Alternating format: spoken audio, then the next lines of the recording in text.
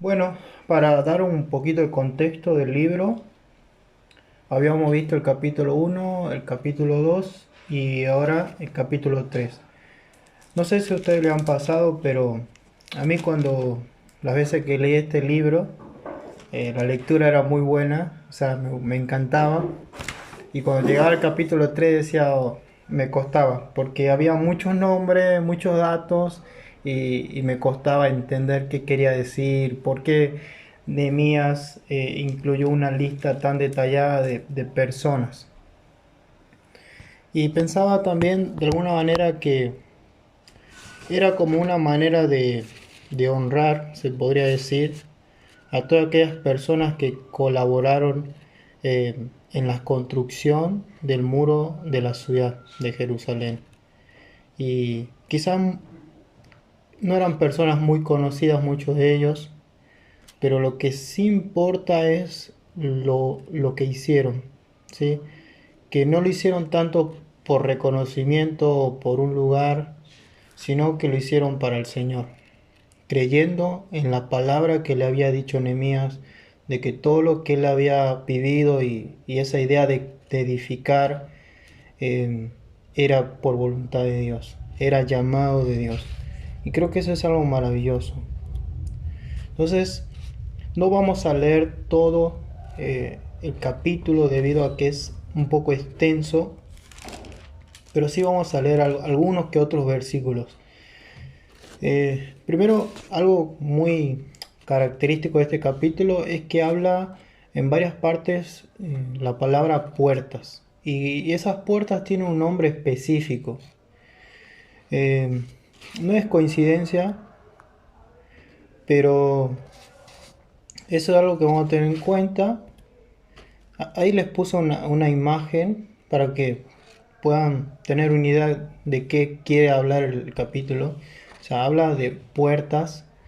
Y hay puerta vieja, puerta del pescado, puerta de los caballos. Bueno, esas son las puertas que nombra acá en el capítulo 3. Eh, lo primero que quiero resaltar es la prioridad de los constructores. Y el versículo 3 comienza, en el versículo 1, comienza diciendo, Nehemías 3:1 dice, entonces se levantó el sumo sacerdote, Eliasib, con sus hermanos los sacerdotes, y edificaron las puertas de las ovejas. Ellos arreglaron y levantaron sus puertas hasta la torre de Amea y edificaron hasta la torre de Ananel. Primero, algo a resaltar es que empieza hablando del sumo sacerdote. Si ustedes recuerdan un poquito cuando Dios le da o escoge a Israel, los saca de Egipto y los lleva al desierto y constituye a un grupo, a la tribu de Leví como sacerdotes y sumos sacerdotes, Dios le dice a Moisés, ellos serán primogénitos, ellos serán míos, ellos serán para mí, me servirán a mí. Y algo que es como que Dios esperaba de que los líderes espirituales obraran. Y un dicho que anoté acá es que de un líder espiritual se espera algo más que palabras.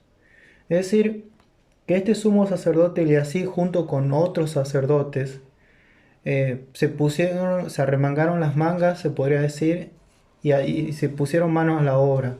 Es como una forma de contagiar. Es como, sí, yo le enseño la palabra de Dios, yo tengo ese llamado por Dios, soy sumo sacerdote, mis hermanos también, pero eh, yo tengo que dar el ejemplo. Y pensaba mucho en el sentido, bueno, ¿de qué me sirve esta verdad o este principio? Como nosotros, bueno, acá tengo el versículo. A ver, sí, que es Primera de Pedro, capítulo 2 versículo 1 que dice, mas vosotros sois linaje escogido, real sacerdocio, nación santa, pueblo adquirido por Dios para que anunciéis las virtudes de aquel que os llamó de las tinieblas a su luz admirables. En Cristo nosotros somos real sacerdocio, o sea, En la antigüedad era específico a una tribu, pero ahora nosotros en Cristo todos de alguna manera ejercemos el rol del sacerdote, que es interceder o acceder a la presencia de Dios mismo. Y esto es como que hubo una iniciativa en este versículo. Y es como que Dios en primer lugar espera de los varones, más que nada la iniciativa en nuestra familia, en nuestro hogar, de hacer la voluntad de Dios, que es una responsabilidad y un llamado del Señor. Pero también de alguna manera se aplica a todos, porque todos a través de Cristo somos real sacerdocio, somos nación santa, somos el pueblo escogido por Dios.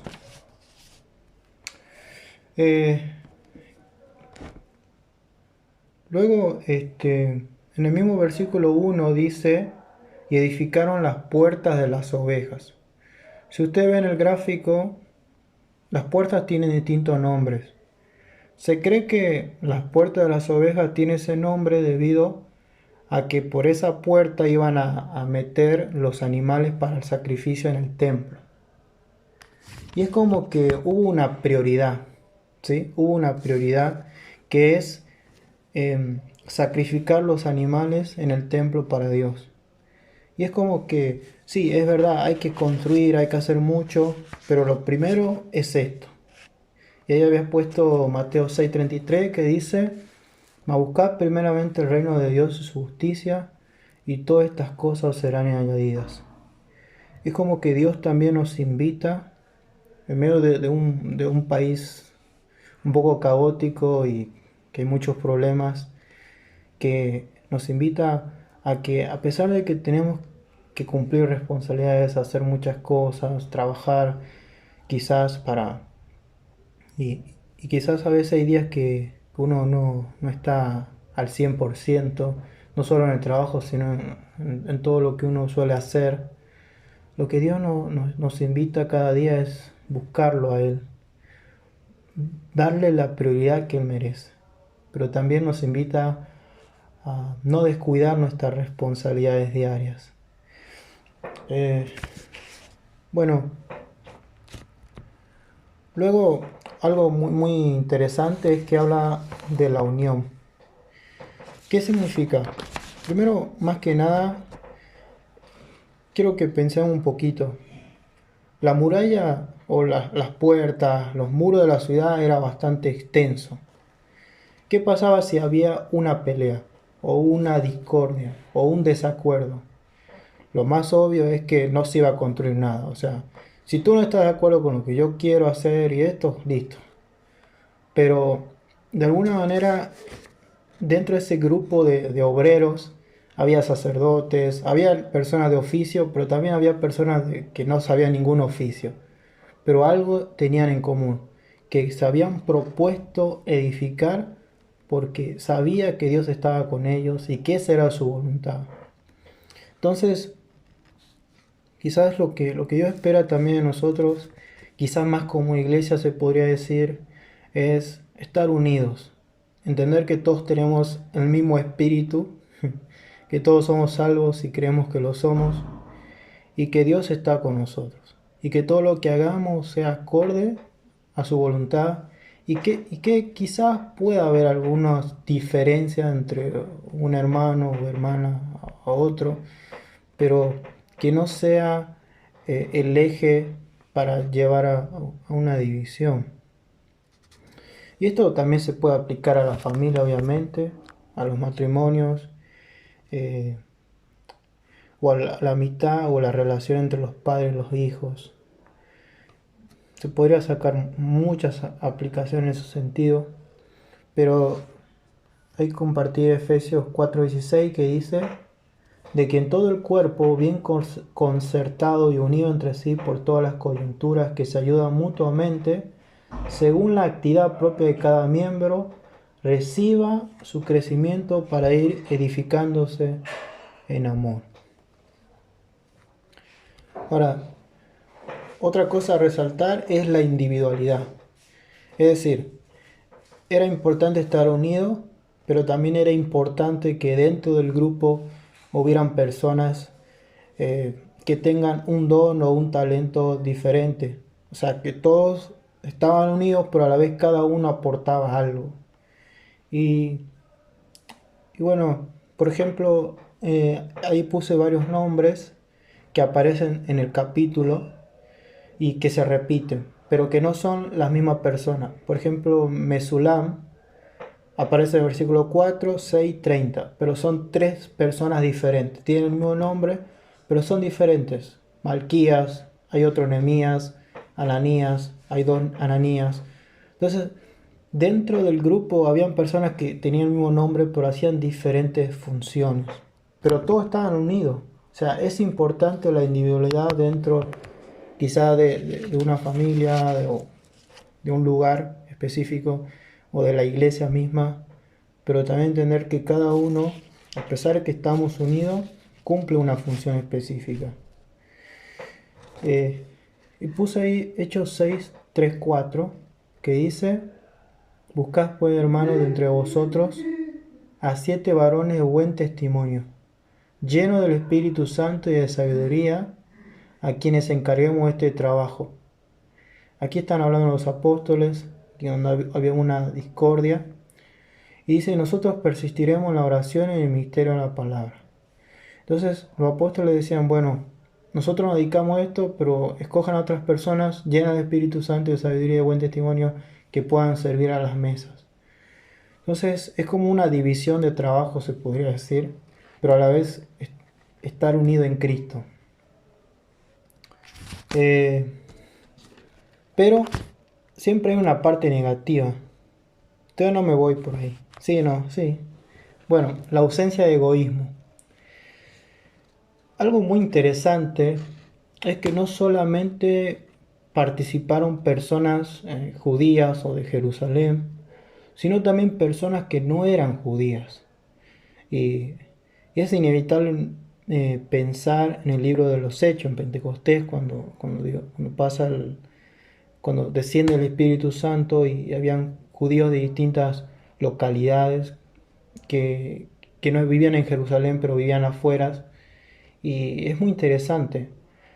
Por ejemplo, un dato es que habían 8 localidades distintas de un radio de 30 kilómetros. Habían voluntarios de Jericó, Tecoa, Gabaón, etc. Es decir, había una ausencia de egoísmo, porque de alguna manera estas personas que no eran de Jerusalén fueron a ayudar y de un beneficio directo no iban a tener. Siendo sinceros, no iban a tener un beneficio directo. Quizás lo iba a perjudicar más, pero de alguna manera había una necesidad de decir: che, vamos a ayudar a los judíos que necesitan una mano. Y es muy lindo, ¿no? Y algo que podría sacar acá es que Dios nos invita a ayudar al prójimo. Y no importa quién sea, o sea, no importa si es cristiano o no es cristiano, y no importa si obtenemos algún beneficio a favor, sino hacerlo todo por amor. Y entender que ese es el ejemplo que nos dejó Cristo y que Él espera también de nosotros. Acá puse que los que amamos a Cristo nos hemos visto liberados del egoísmo propio para encontrar auténtico gozo en la tarea hecha en beneficios de los demás. Pero ahora sí viene la parte, bueno, el versículo que había puesto acá es: si pues coméis o bebéis o hacéis otra cosa, hacedlo todo para la gloria de Dios. Hacer todo para la gloria de Dios. Y esta es la parte donde quizá un poco negativa, que habla de la desilusión. Y en el versículo 5 del capítulo 3 dice: inmediato a ello restauraron los tecoitas, pero sus grandes, en otra versión dice sus nobles, no se presentaron para ayudar a la obra del Señor. O sea, dentro del grupo de los tecoitas habían personas que eran de una clase social quizá un poco más acomodada o mejor, y estas personas no quisieron dar una mano, o sea, listo, no queremos ayudar a este trabajo que ustedes están haciendo. Y quizás es como que también siempre va a haber esto, que cuando nosotros queramos hacer la voluntad de Dios, ya sea o queramos tener la iniciativa de crecer en la fe, en nuestro hogar, en nuestra familia, en la iglesia, quizás habrán personas que quizás esperamos un poquito más o no sé, no habrá esa respuesta, pero es parte de la vida, o sea, es parte de la voluntad de Dios. O sea, si a estas personas les pasaron, nosotros no estamos exentos, pero nosotros tenemos que estar seguros que si lo que Dios nos llamó a hacer es eso, lo hagamos. Y entender que es perderse la bendición de alguna manera, no hacerlo. Eh, pero lo más interesante es que a pesar de que estas personas no apoyaron, los tecoitas siguieron trabajando y Dios le dio gracia. En el versículo 27 dice, o sea, de los tecoitas, después de ellos restauraron los tecoitas otro tramo, enfrente de la gran torre que sobresale. Es decir, que los tecoitas, Dios le dio gracia de alguna manera, terminaron su parte y luego hicieron otro tramo. Es como que sobreabundó la gracia de Dios. Pero es como que cuando tú estás seguro que Dios te llamó a hacer algo o tú quieres crecer en la fe, Dios te va a ayudar. No es que Dios te va a dejar solo y... No, Él te va a dar la gracia para quizás hacer más de lo que tú hubieras imaginado. Quizás los tecoitas hubieran pensado, bueno, la gente más grosa o que tiene más recursos no ha abandonado y no vamos a avanzar tanto en nuestro tramo, vamos a demorar más. Pero lo más obvio es que confiaron en Dios, creyeron en Dios y hicieron más de lo que quizá hubieran imaginado. Eh, Otra cosa interesante es que habla de personas que también tenían una autoridad. En el versículo 9 dice, junto a ellos también restauró Refaías, hijo de Ur, gobernador de la mitad de la región de Jerusalén. O sea, la mitad de la región. O sea, era el gobernador de la mitad de la región de Jerusalén. Y el versículo 12 dice, junto a ellos restauró Salún, hijo de Aloes, gobernador de la mitad de la región de Jerusalén, él y con sus hijas. O sea, es como que los dos gobernadores que estaban en una parte de Jerusalén y en la otra parte se pusieron también manos a la obra y ayudaron. Y esto es lindo porque dentro del cuerpo de Cristo no hay acepción de persona y todos somos uno en Él. Esto es maravilloso. Eh, sí. Luego, otra cosa a resaltar es el compromiso. A pesar de que muchas de estas personas no eran personas de oficio, no sabían construir o no tenían mucho conocimiento de lo que es hacer el trabajo que estaban haciendo, se entregaron de forma completa. Es decir, pusieron su vida a disposición del servicio. Y esto es lindo porque muchas veces nosotros quizás queremos servir a Dios o queremos hacer algo para Dios y decimos no, pero me falta esto, me falta aquello. Pero lo que Dios ve o lo que hace que Dios sobre de manera sobreabundante en nosotros es el compromiso que nosotros asumamos. O sea, comprometernos, obviamente no significa que no hagamos nada, sino comprometernos, confiar en el Señor, que Él nos capacitará, nos ayudará, nos dará la gracia. Pero lo que Dios siempre espera de nosotros es compromiso, más allá de qué otra cosa hay. Por ejemplo, el versículo 20 dice, después de él, Baruch, hijo de Sabai, con todo fervor, o sea, con todo fervor, restauró otro tramo. O sea, con todo fervor. Es como que estaba con todas las pilas, se podría decir. Pero esto es lindo. Lo que le agrada a Dios es el compromiso. A ver. Sí. Luego se podría hablar un poquito del entusiasmo. El versículo 4 dice, junto a ellos restauró Merot, hijo de Urías. ¿Sí?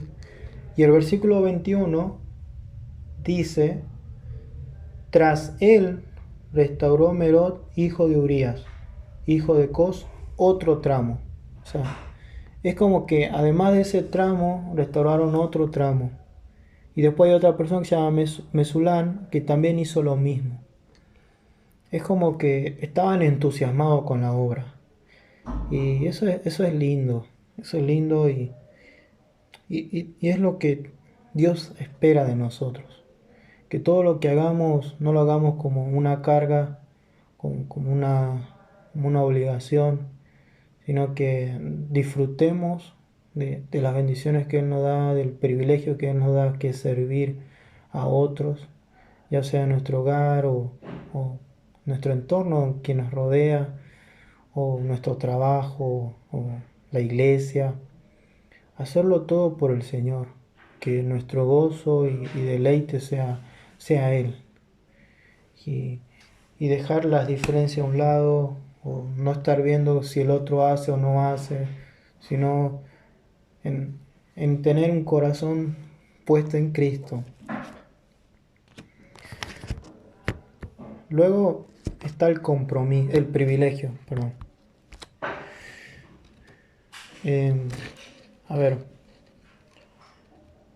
yo creo que todos los que están aquí piensan que servir a Dios es un privilegio, pero es un privilegio sea lo que sea que hagamos. O sea, en el sentido de que no es un privilegio a Dios servir en un ministerio, sí, de la iglesia, sí, pero también fuera de la iglesia también es un privilegio, como decía el pastor Tomás, que el trabajo es una forma de servir a Dios también, que nuestra familia es una forma de servir a Dios, que donde sea que estemos es una forma de servir a Dios y es un privilegio.